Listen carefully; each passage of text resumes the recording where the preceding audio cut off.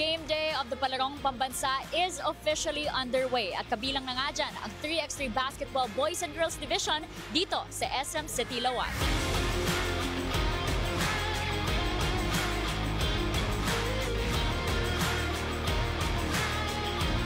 Since meron nga po akong dalawang bagong players at dalawang nanatiling players, mas advantage po namin ngayon yung height and then at the same time, syempre yung chemistry po nila, hindi naman po nawala kahit may dalawang naging bago. So na-build na po namin yung chemistry namin. Mas pinalakas pa po namin yung skills nila individually and as a team din.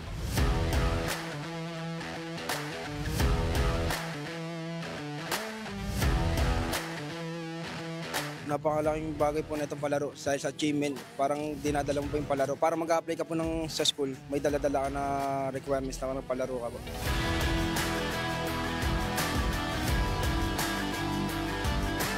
So far, malaki yung adjustment. Araw-araw practice. Umpisa kami ng mga isang buwan at kalahati yung practice namin.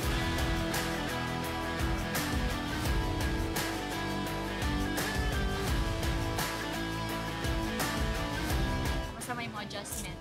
Even nga bag-o ay mga tulong kanihits. Okay ra, makuha na ako sila. Marag nakuha na ako ila ginanan. Ila dinawaan.